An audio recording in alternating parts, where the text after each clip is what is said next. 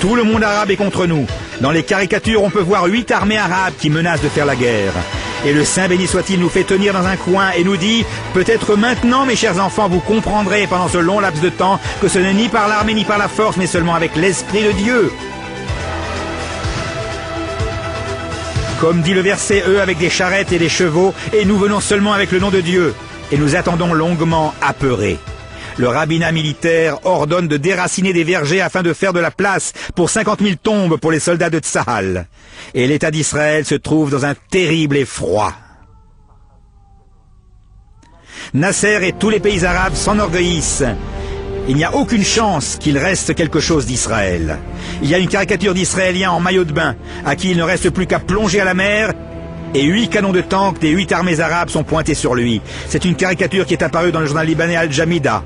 Que vous reste-t-il, Israël? Vous n'avez aucune chance, les pays arabes appellent et se préparent à la destruction d'Israël.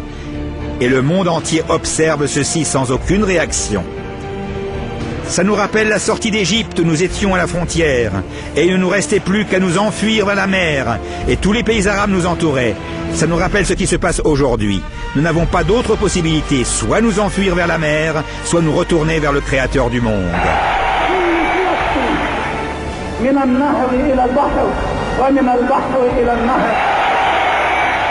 Le 5 juin 1967, Israël est entouré de toutes parts, et la guerre commence. Le front égyptien, jordanien, irakien, l'Arabie saoudite, des guerriers issus des terroristes palestiniens, le front syrien et le front libanais. 7h46, les avions de l'armée de l'air attaquent les aéroports dans le Sinaï en Égypte et en moins de 2 heures, 450 avions ennemis sont détruits. 8h15, la division Tal sort en direction du sud de la bande de Gaza et vers le site de Rafah. 10h15, la brigade numéro 7 part en direction de Khan Younes. 19h, 2 régiments de tanks de la brigade numéro 7 pénètrent à El Arish. Le 6 juin à 6h du matin, la division Sharon finit de prendre possession de Maharoum Katef et Abu Aghela. 13h, Gaza est conquise. 16h, Ras El Nakeb est conquise. 18h30, le carrefour de Jabel Nib est conquis. 20h, l'armée égyptienne reçoit l'ordre de se retirer. En 2 jours seulement, ce front est terminé. De l'autre côté, il y a le front jordanien face à Jérusalem. 9h45, les Jordaniens bombardent Jérusalem et le centre du pays. 12h, des avions irakiens et jordaniens attaquent Israël.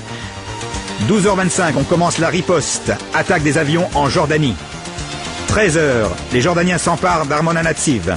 15h, Israël attaque l'aéroport A3 en Irak et le détruit complètement. 15h30, on reprend Armon HaNatsiv. 9h26, Tzour-Bacher et Moutzava Pahamon sont conquis. 19h30, des canons jordaniens bombardent Tel Aviv. Le 6 juin à 3h du matin, Latroun est conquise. 5h30, la brigade numéro 45 pénètre dans Jenin. 6h15, les parachutistes de la brigade numéro 55 s'emparent de Givat Atach-Moshet. 8h du matin, la conquête du nord de Jérusalem est terminée. 10h du matin, c'est Givat HaMiftar. Et à 13h, on termine la conquête de Jenin. 17h, Shrem est conquise, le tombeau de Yosef.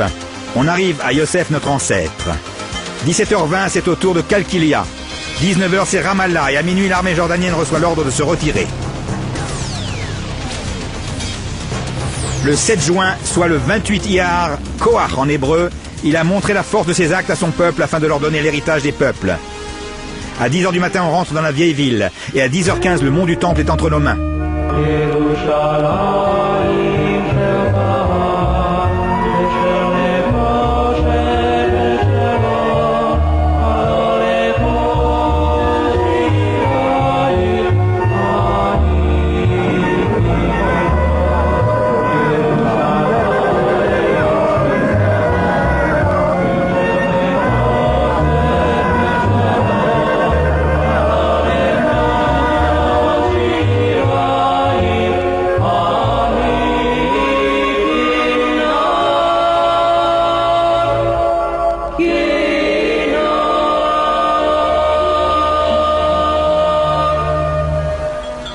13h, tout le carême est conquise.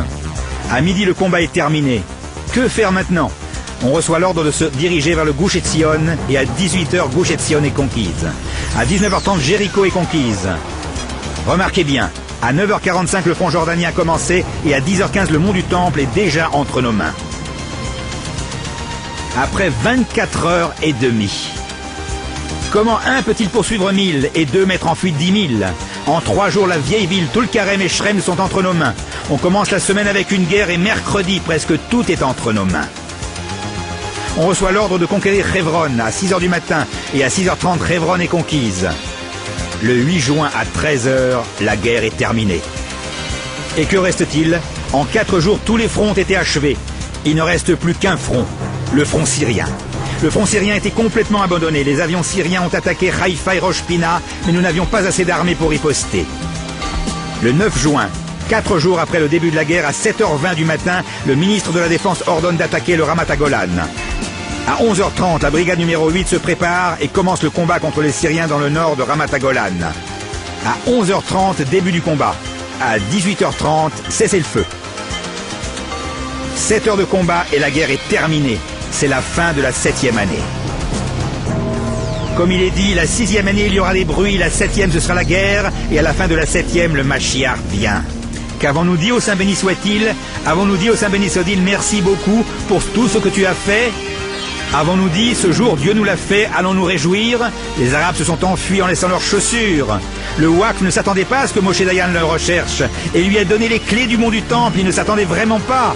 Et seulement 7 heures en finir avec le front syrien, 24 heures et demie avec le front jordanien, Shrem en 2 heures, Jenin en 1 heure. C'est ידוע לכל ישראל ולכל העולם ולכל אומות העולם שידעו כי אנחנו הגענו הביתה, וכשהגענו הביתה וידעו ששום כוח שבעולם לא זכו אותנו מכאן.